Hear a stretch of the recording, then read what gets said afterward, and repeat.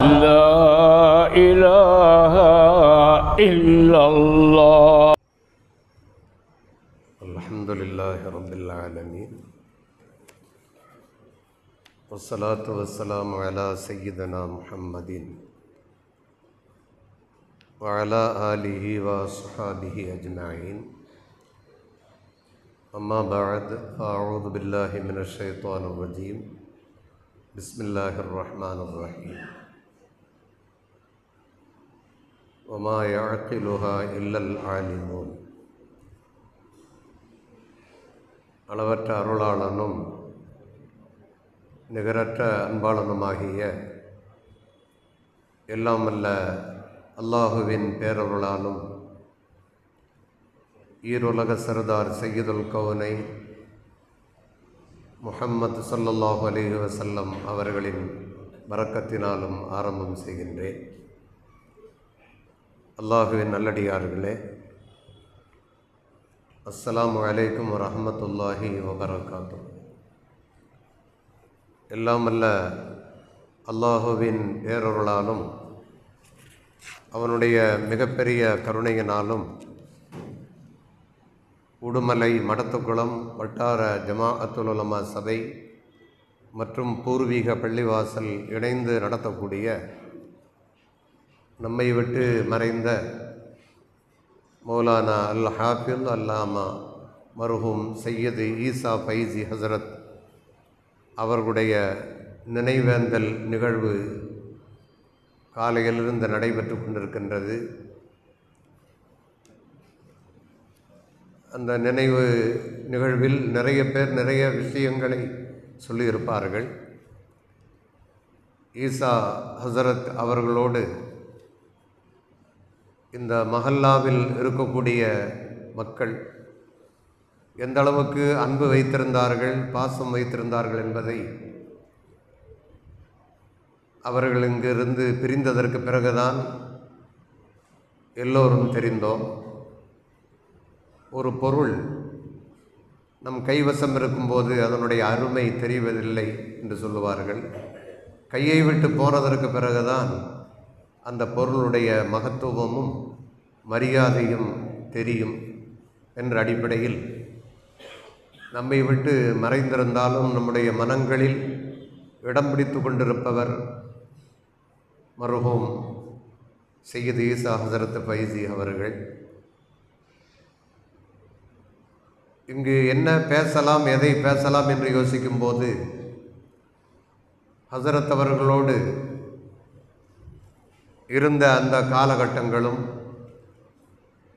இளம் வயது வாலிபராக இருக்கக்கூடிய காலகட்டத்தில் கோவை, நீலகிரி, திருப்பூர், ஈரோடு எல்லா மாவட்டங்களும் இணைந்த மாவட்டமாக ஒரு காலகட்டத்தில் ஜமாஅத்துல் உலமா சபை இருந்தது. அப்போது செயலாளராக தேர்வு செய்யப்பட்ட நேரத்தில் மர்ஹூம் ஈரோடு தாவூதியா அரபிக் கல்லூரியின் முதல்வரும் மிகப்பெரிய மார்க்க அறிஞர், சமுதாய பணிகளில் தன்னை முழுவதும் ஈடுபடுத்தி கொண்ட மர்ஹூம் உமர் ஃபாரூக் தாவூதி ஹசரத் அவர்கள் தலைவராக இருந்து செயல்பட்டு கொண்டிருந்த அந்த காலகட்டத்தில் ஹசரத் அவர்கள் ஜமாஅத்துல் உலமா சபையினுடைய அந்த காரியங்களில், அந்த நிகழ்வுகளில் நடந்து கொள்ளக்கூடிய விதம் எங்களை போன்றவர்களுக்கு படிப்பினையாக அமைந்தது. சிறியவர் பெரியவர் என்ற பாகுபாடின்றி எல்லோரிடமும் சரிசமமாக பழகக்கூடிய ஒரு தன்மை ஹசரத் அவர்களிடம் இருந்ததை எங்களை போன்றவர்கள் தெரிந்து வைத்திருக்கின்றோம். அல்பயான் என்ற ஒரு மாத இதழ் நடத்தி கொண்டிருந்தேன். அப்போது ஹசரத் அவர்களிடம் இந்த மாத இதழை நம்முடைய பள்ளிவாசலிலே அறிமுகப்படுத்த வேண்டும் என்று சொன்னபோது ஜுமாவுக்கு வர சொன்னார்கள். ஜுமாவுக்கு வந்து முடிந்தவுடனே சில இடங்களில் அனுமதி கொடுப்பார்கள். அந்த இமாம் ஜும்மா முடிந்தவுடன் அவருடைய பணியை நோக்கி போய்விடுவார். வந்த ஆலிம்தான் எந்த நோக்கத்துக்காக அவர் வந்திருக்கின்றாரோ அதை நிறைவு செய்ய வேண்டும். அது சம்பந்தப்பட்ட நிகழ்வுகளில் ஈடுபட வேண்டும். ஜும்மா முடிந்ததற்கு பிறகு ஹசரத் அவர்கள் என்னையும் அழைத்து கொண்டு பள்ளிவாசலுக்கு பின்னாலே இருந்த அந்த நிர்வாகியாக என்று இருந்தார்கள். அவருடைய பெயர் சிக்கந்தர் சாஹிப் எனக்கு சரியாக நினைவில்லை.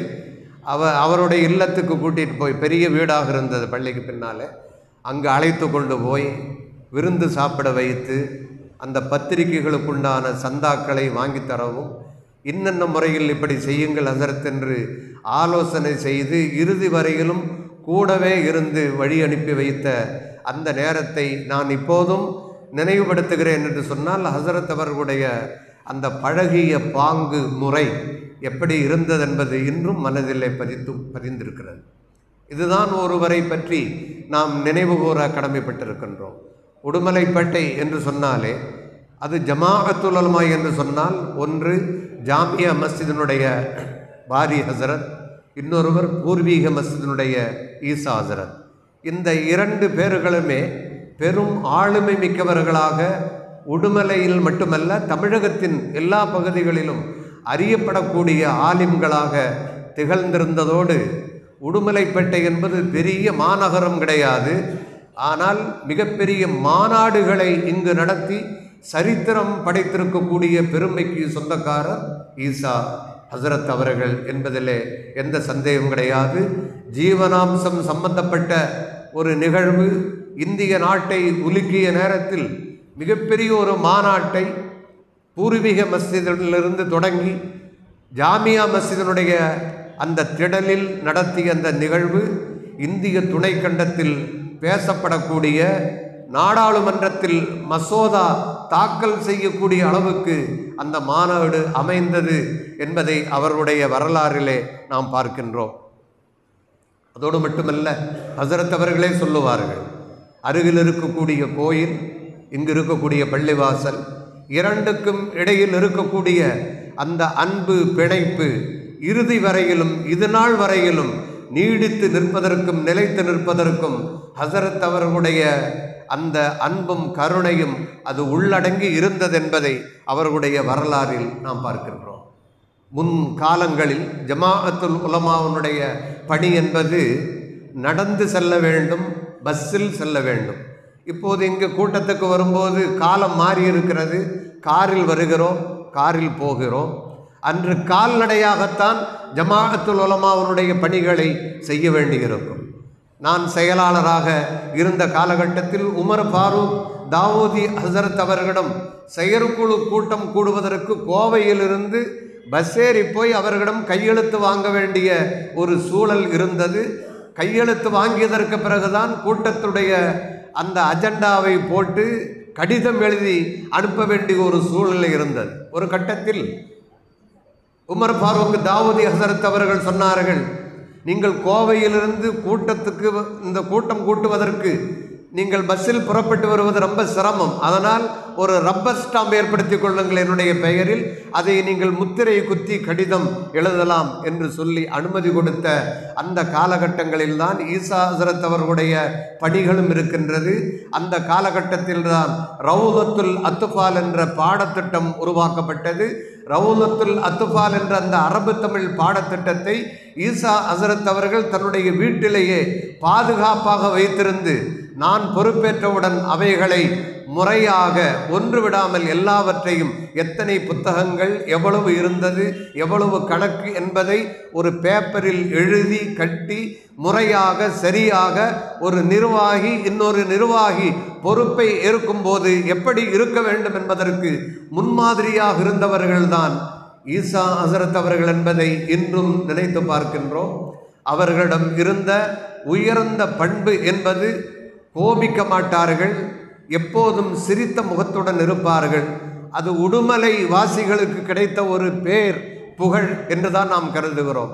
ஓதி வந்த காலம் முதற் தொட்டு இந்த ஒரு உடுமலை இப்போது வளர்ச்சி அடைந்திருந்தாலும் அந்த காலகட்டத்தில் இவ்வளவு பெரிய வளர்ச்சியை காணாத அந்த காலகட்டத்தில் இத்தனை தலைமுறைகள் மக்களுக்கும் இமாமாக இருந்து மக்தபனுடைய ஆசிரியராக இருந்து மௌலிது ஷரீஃப் நடக்கும்போது அதிலும் கலந்து கொண்டு மஹல்லாவுடைய நிகழ்வுகளிலும் கலந்து கொண்டு எல்லாவற்றிலும் கலந்து பிணக்கில்லாமல் யாருக்கும் எந்த தொந்தரவுக்கும் ஆளாகாமல் இன்னும் ஈசா ஹஸ்ரத் அவர்கள் நீண்ட காலம் நம்மோடு இருந்திருக்க வேண்டுமே, போய்விட்டார்களே என்று வருத்தப்படக்கூடிய அந்த வருத்தத்தை ஏற்படுத்துவதென்பது எல்லோராலும் முடியாது. அது ஒரு சில மனங்களுக்கும் ஒரு சில நபர்களுக்குத்தான் முடியும். அதில் ஈசா ஹஸ்ரத் அவர்கள் முதலிடம் வகிக்கிறார்கள் என்பதில் எந்த சந்தேகம் இல்லை.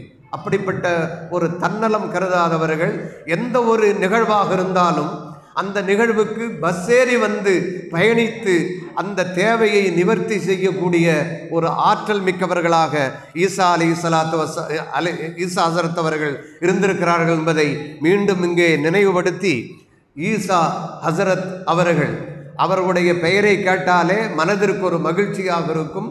ஈசா நபியினுடைய பெயரை தாங்கியிருப்பதினால் யாருக்குமே மறக்காத ஒரு பெயராக இருந்தது.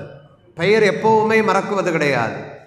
2 ஆளுமைகள் இங்கே இருந்து, பாரி ஹசரத் அவர்கள், ஈசா ஹஸ்ரத் அவர்கள் எல்லோருக்கும் தெரியும். ஆனால் இந்த காலத்தில் இருப்பவர்களுக்கு அந்த நிகழ்வுகள் தெரியாது என்பதற்காக அதை இங்கே நாம் குறிப்பிடுகிறோம். ஒரு சில பேருக்கு மட்டும்தான் தெரியும். பாரி ஹசரத் வயதில் மூத்தவர்களுக்குத்தான் தெரிந்திருக்க வாய்ப்பு இருக்கின்றது. அப்படிப்பட்ட இந்த ஆளுமை மிக்க இவர்களுடைய இழப்பு என்பது நமக்கு ஏற்பட்டிருக்கக்கூடிய ஒரு வெற்றிடம் என்பதில் எந்த சந்தேகமில்லை. இருந்தாலும் ஆறுதல் தரக்கூடிய விதத்தில் அல்லாஹ் ஈசா ஹஸ்ரத் அவர்களுக்கு 2 புதல்வர்களை அல்லாஹ் வழங்கினார். அந்த 2 பேர்களுமே ஆலிம்களாக அவர்கள் உருவாக்கி இருப்பது, அவருக்கு பின்னும் அந்த இல்மு அந்த தீனுடைய காரியத்தை நடத்தி செல்வதற்கு வாரிசுகளாக 2 பேர்களை தந்திருக்கிறார்கள். அதில் யூசுப் ஹஸ்ரத் அவர்கள் ஹஸ்ரத்தோடு கூடவே இருந்தவர்கள். ஹஸ்ரத்துக்கு பல இடங்களில், ஏன் கோவையில் கூட நான் ஒரு பெரிய மஸ்ஜிதில் நீங்கள் வந்து இமாமாக இருக்க வேண்டும் என்று நிர்பந்தித்து இங்கு வந்து கூப்பிட்டு பேசினேன் ஹஸ்ரத்திடம். மகனை நீங்கள் அங்கு அனுப்புங்கள் என்று. இல்லை ஹஸ்ரத், ஒரு மகன் வெளியூரிலே இருக்கிறார், இன்னொருவர் என்னை கவனிப்பதற்கு வேண்டும், நான் அனுப்ப மாட்டேன் என்று சொல்லி அன்போடு சொன்னார்கள். ஈசா ஹஸ்ரத் அவர்கள் இன்றும் என் நினைவிலே இருக்கின்றது. ஏனென்றால் அவ்வளவு திறமையும் தகுதியும் மிக்க ஒரு மகனை ஈன்றெடுத்திருக்கிறார்கள் ஹஸ்ரத் அவர்கள்.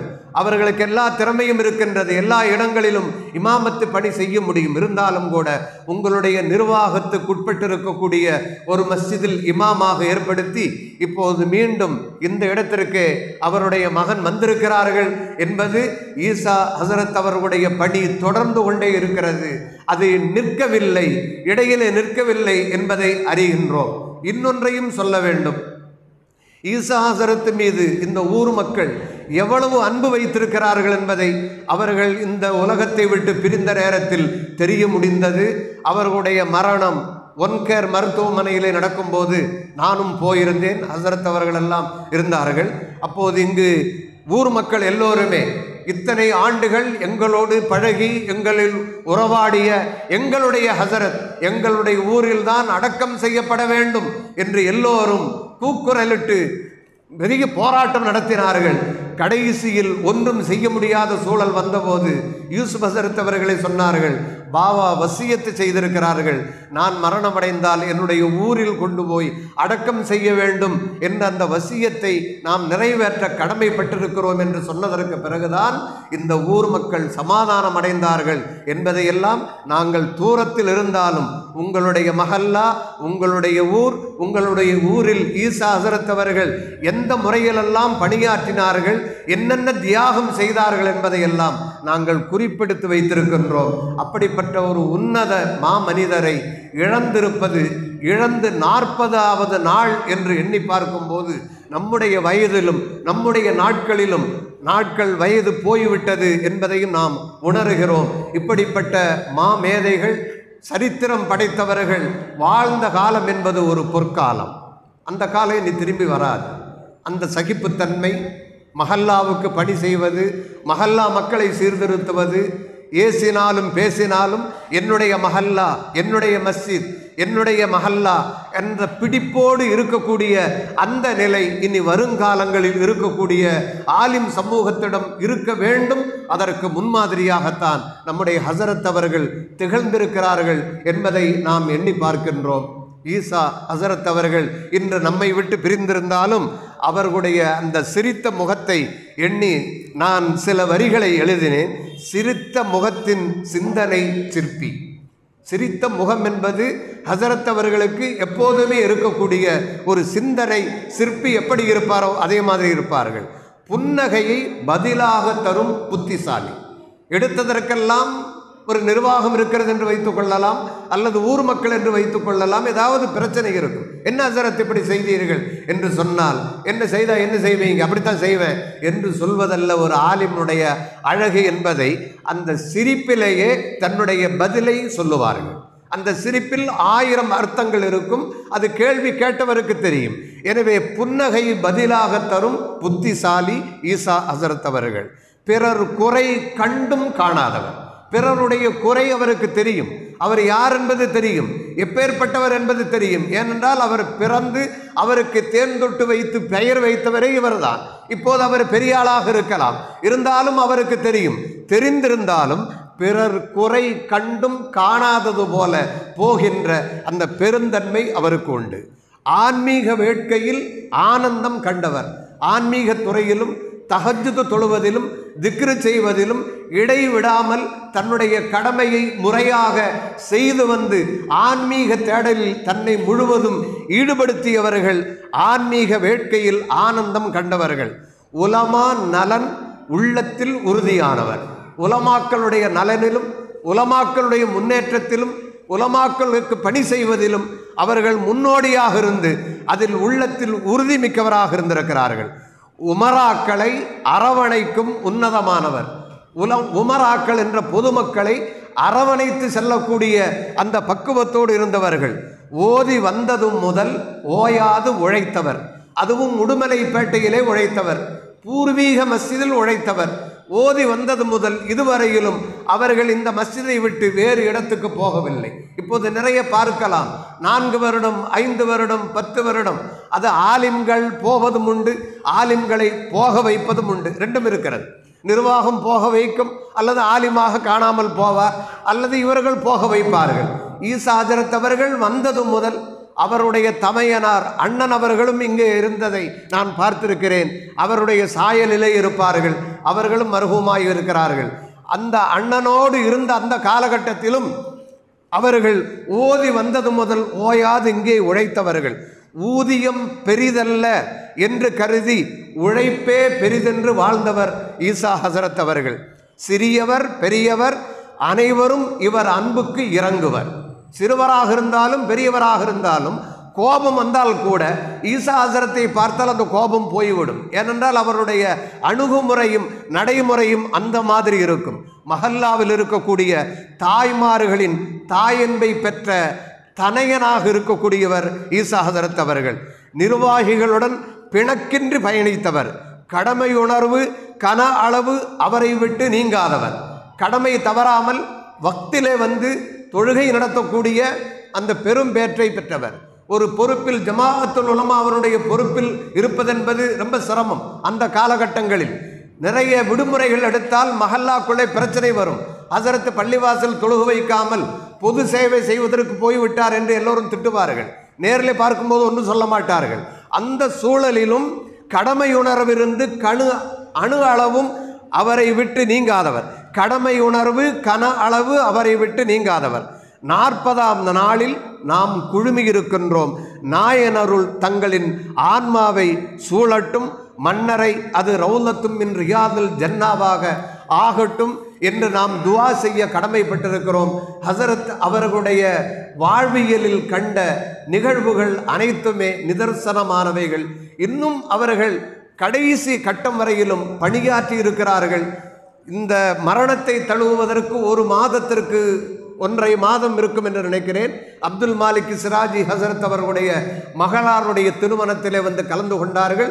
அதுவும் நம்முடைய மஸ்ஜித் இப்ராஹிமில் தான் அவர்கள் கலந்து அவர்களோடு பக்கத்தில் இருந்து நாம் பேசினோம். அப்போது மாலிக் சிராஜி ஹசரத் அவர்கள் தான் என்னுடைய மகளுக்கு ஈஜாபு கபூலை நடத்த வேண்டும் என்று ஏற்கனவே சொல்லி வைத்து, மூத்த பெரிய பெரிய உலமாக்கள் இருந்தாலும் ஹசரத் அவர்கள் தான் ஈஜாபு கபூல் செய்ய வேண்டும் என்று சொல்லி ஹசரத் அவர்கள் அந்த ஈஜாபு கபூல் என்ற பெரிய நிகழ்வை நடத்தினார்கள்.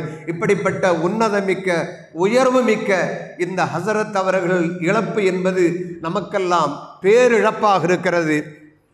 அப்படிப்பட்ட ஹசரத் அவர்களுடைய வாழ்விலிருந்து நாம் பெற்றிருக்கக்கூடிய அந்த அனுபவங்களை நம்முடைய வாழ்க்கையில் பாடமாக கொள்ள வேண்டும். ஒரு ஆலிம் இறப்பதென்பது மௌத்துல் ஆலிம் மௌத்துல் ஆலம் என்று சொல்லுவார்கள். ஒரு ஆலிம் மரணமடைவதென்பது அகிலம் முழுவதும் எல்லாமே ஸ்தம்பித்து போன ஒரு நிலை ஏற்படும் என்று நாம் அறிந்திருக்கின்றோம். ஆலிம்கள் என்பவர்கள் அல்லாஹுடைய அருளை பெற்று சுமந்து வாழ்ந்து கொண்டிருக்கக்கூடியவர்கள், சகிப்புத்தன்மை மிக்கவர்கள். அந்த ஆலிம்களை முற்காலங்களிலெல்லாம் ரொம்ப கடமையுணர்வோடும் மரியாதையோடும் அணுகினார்கள். அதனால் மஹல்லாக்களிலும் அந்த ஊர்களிலும் கண்ணியமும் மகத்துவமும் மேலோங்கி நின்ற ஒரு நிலையை பார்க்கின்றோம். காலங்கள் கடந்து வர வர ஆலிம்களுடைய மனநிலையிலும் மாறுதல் வந்திருக்கிறது என்பதை நாம் மறுக்கவில்லை, வந்திருக்கின்றது. அதே நேரத்தில் நிர்வாக ரீதியாக இருப்பவர்களுடைய மனநிலையிலும் மிகப்பெரிய மாற்றங்கள் வந்திருக்கின்றது.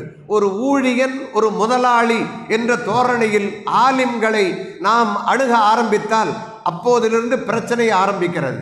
என்னை நேர்வழிப்படுத்த, என்னை நேர்வழி காட்ட, என்னை ஒழுங்குபடுத்த வந்திருக்கக்கூடிய ஆசான், ஆசிரியர், வழிகாட்டி, என்னுடைய குருநாதர் என்ற எண்ணம் நம்முடைய மஹல்லா இமாம்களை பற்றி நம்முடைய உள்ளத்தில் இருந்தால்தான் அவர்களுக்கு பின்னாலே நின்று இமாமை பின்தொடர்ந்து இமாமாக நான் தொழுகிறேன் என்பதற்கு அது அர்த்தமாக இருக்கும்.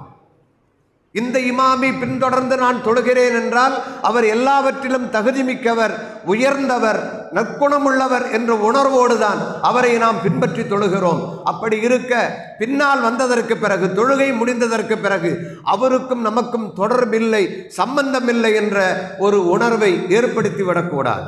இந்த நிகழ்வு ஒரு ஆன்மீக நிகழ்வாக இங்கு நிகழ்ந்து கொண்டிருக்கிறது. ஆன்மீகமான நிகழ்வுக்கு தேவையான ஒரு படிப்பினையை, பாடத்தை நாம் ஹசரத் அவர்களிடமிருந்து பெற்றிருக்கின்றோம். அந்த பாடத்தை, படிப்பினையை இங்கு குழுமி இருக்கக்கூடிய ஆலிம்களும் உலமாக்களும், மஹல்லாவில் வந்திருக்கக்கூடிய ஜமாஅத்தினர்களும், முக்கிய பிரமுகர்களும், குறிப்பாக பூர்வீக மஸ்ஜிதினுடைய நிர்வாக பெருமக்கள் ஹசரத் அவர்களுடைய அந்த வாழ்க்கை நடைமுறைகளை உங்களுடைய ஜமாஅத்தின் சட்டமாக எப்போதுமே இயற்றி அவருடைய வழிகாட்டுதலின் அடிப்படையில் இந்த ஜமாஅத்து செல்வதற்கு அல்லாஹ் தௌஃபீக் செய்ய வேண்டும் என்று கேட்டுக்கொண்டு, இந்த ஒரு நல்ல வாய்ப்பை நமக்கு வழங்கி ஹசரத் அவர்களுடைய இந்த நினைவேந்தல் கூட்டத்தில் வந்து கலந்து கொள்ள வேண்டும் என்று மிக ஆர்வத்தோடு நம்மிடம் சொன்னார்கள். மடத்துக்குளம் வட்டாரத்தினுடைய மஹதூம் ஹசரத் அவர்கள் நம்மை வர வேண்டும் என்று கேட்டுக்கொண்டார்கள். உடல்நிலை பல சூழ்நிலைகள் இருந்தாலும் கூட ஹசரத் அவர்களுடைய நினைவேந்தல் நிகழ்வில் கட்டாயம் கலந்து கொள்ள வேண்டும் என்ற உணர்ச்சி பெருக்கோடு வந்து கலந்திருக்கின்றோம். எல்லாம் வல்ல அல்லாஹு ஜல்ல ஷானஹு தஆலா ஹசரத் அவர்களுடைய ஹிதுமத் என்ற அந்த பணியினை அல்லாஹ் கபூல் செய்து, எந்த நோக்கத்துக்காக அல்லாஹு தஆலா அவர்களுக்கு இல்ம் என்ற ஞானத்தை கொடுத்தானோ அந்த ஞானத்தை முறையாகவும் சரியாகவும் இந்த சமுதாயத்துக்கு அவர்கள் அர்ப்பணித்திருக்கிறார்கள். அதனுடைய பிரதிபலனை, நன்மையை அல்லாஹ் அவர்களுடைய மன்னரைக்கு தந்தருள் புரிய வேண்டும் என்று துஆ செய்வதோடு, மரணம் அடைந்ததற்கு பிறகு நம்மை வந்து அடைவது இல்முன் நாஃபியுன் அவ் வலதுன் சாலிஹ் என்று ஸல்லல்லாஹு அலைஹி வஸல்லம் அவர்கள் சொன்ன நிறைய விஷயங்களில் துஆ செய்யக்கூடிய குழந்தை, அந்த குழந்தையினுடைய துஆ, மகனுடைய துஆ, மகளுடைய துஆ, குடும்பத்தினுடைய துஆ கபரிலே போய் சேரும், கிடைக்கும். அவர் எந்த இல்மையெல்லாம் விட்டு சென்றிருக்கிறாரோ, 2 பொக்கிஷங்களை அவர் விட்டு சென்றிருக்கிறார், 2 ஆலிம்கள், அவர்களுடைய துஆ அவருடைய கபர் அறைக்கு சென்று கொண்டே இருக்கிறது. எப்போதும் சொர்க்க பூங்காவாக அந்த மண்ணறை இருக்க வேண்டும். நாம் நீண்ட காலம் துனியாவில் வாழக்கூடியவர்கள் அல்ல, நீடித்து இங்கே வாழ முடியாது. மரணம் எந்த நேரம் எப்போது வரும் என்று தெரியாது. அதனால் தான் ஸல்லல்லாஹு அலைஹி வஸல்லம் அவர்கள் சொன்னார்கள், மூத்து அன் கபல அன் தமூத்து, நீங்கள் மரணம் அடைவதற்கு முன்னாலேயே மரணம் அடைவோம் என்ற உணர்வோடு வாழுங்கள். இஸ்ரா தொழுதால் ஃபஜ்ருக்கு நான் இருக்க மாட்டேன் என்ற உணர்வு வர வேண்டும். நான் இன்னும் 3 ஆண்டு காலம் வாழ்வேன், என்னுடைய மகளுடைய கல்யாணத்தை முடித்துவிட்டு தான் நான் அவுத்தாவேன், அந்த வேலையை செய்துவிட்டு தான் நான் போவேன் என்றால் நம் கையில் இல்லை நம் உயிர். நம்முடைய உயிர் தான், நம்முடைய உடல் தான், நம்முடைய சொத்து தான், எல்லாவற்றையும் விட்டு போக வேண்டிய ஒரு நிலையில் தான் நாம் இருக்கின்றோம்.